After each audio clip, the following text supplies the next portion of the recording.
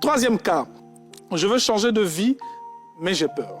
Kofi a 40 ans, souhaite quitter son emploi pour se lancer dans une activité qui le passionne, mais il a peur de l'échec, des responsabilités familiales.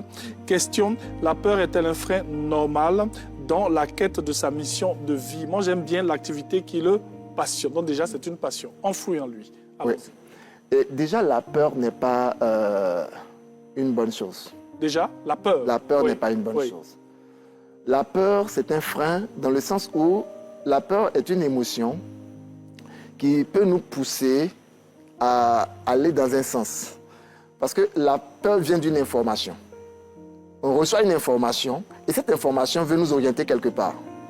Donc, généralement, lorsqu'on a peur, par exemple, de faire des erreurs, on fait les erreurs. Parce que lorsqu'on a peur, qu'est-ce qui se passe? À l'intérieur de notre esprit, c'est comme une machine. Oui. Une machine qui crée les choses, qui attire les choses, qui fabrique les choses, qui manifeste les choses. Donc, quand on a peur, ce dont on a peur, en réalité, on attire la chose. C'est ce que je crains.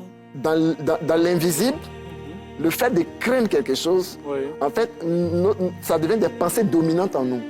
Mais dans le monde invisible, dans le monde spirituel, ce n'est pas le fait de dire je veux ceci ou bien je ne veux pas cela. Non, c'est ce à quoi on pense fortement et auquel on croit. Et quand on croit et qu'on pense fortement, on appelle la chose, on dit je veux. C'est comme si je disais je veux que cette chose arrive. Alors, qu'est-ce qui va se passer? Nous sommes dans un monde où il y a, certaines personnes parleront d'énergie, mais en fait, on va activer des forces invisibles.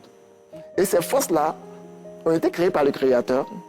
Et ces forces-là agissent pour normalement répondre aux besoins exprimés par l'homme au travers de ses pensées. Donc si j'ai peur d'une chose, je vais activer ces forces qui vont amener la chose vers moi. Ça va se réaliser. Ça fait partie de ce que j'appelle les forces de matérialisation. Parce que l'homme est l'image de Dieu, donc créateur comme Dieu. Donc si on est très positif dans nos pensées, cela va aussi se réaliser. Tout sera positif autour de nous. Si on est positif, maintenant, là, c'est un peu relatif parce que ça dépend de ce que moi j'appelle positif. Ok. Parce que je peux dire que vouloir la mort de quelqu'un est positif pour moi. Parce que si la personne meurt, je prends sa place. Donc c'est positif pour moi. Alors que... on reste dans notre... Ah, là, c'est pas positif. Donc, si c'est positif pour Dieu, alors ça va se manifester. Si ce n'est pas positif pour Dieu et que c'est positif, bon, on va dire positif pour le diable, ça va aussi se manifester, mais contre nous en fait. Bien sûr. Félicia avait... non, ça va. Ok. Voilà. Oui. Donc, notre très cher Kofi. M. Kofi ne doit pas avoir peur. Les échecs sont une sorte d'apprentissage. Comme le disait Nelson Mandela, je n'échoue jamais. Je gagne ou j'apprends. Et Thomas Edison, avant de fabriquer l'ampoule électrique, là, il a échoué plus de 1000, d'autres parlent de 10 000 fois. Il a tenté plus de 10 000 fois. Et une journaliste lui demande, mais pourquoi est-ce que vous avez échoué tant de fois? Il dit, non, je n'ai pas échoué. J'ai découvert 10 000 manières de faire, voilà, qui ne conduisent pas à obtenir le résultat que je voulais. Et cela m'a conduit à trouver le résultat que je voulais. Donc, dans le parcours, on peut échouer.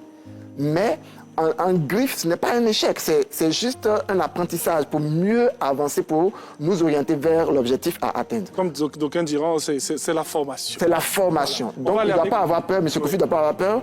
Au contraire, il doit commencer à expérimenter petit à petit. Il ne doit pas quitter son emploi actuel.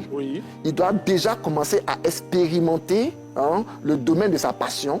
Et tout doucement, et après, lorsqu'il verra que vraiment il peut vivre de sa passion, maintenant, s'il veut abandonner son emploi, il peut abandonner. Merci beaucoup.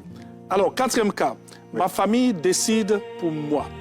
Aminata, 22 ans, a choisi des études imposées par sa famille. Elle rêve pourtant d'un autre domaine, mais n'ose pas s'opposer au choix de sa famille. On en a parlé plus ou moins à l'entame de nos différents propos. Eh bien, le fait que le choix vienne des autres et non pas de nous.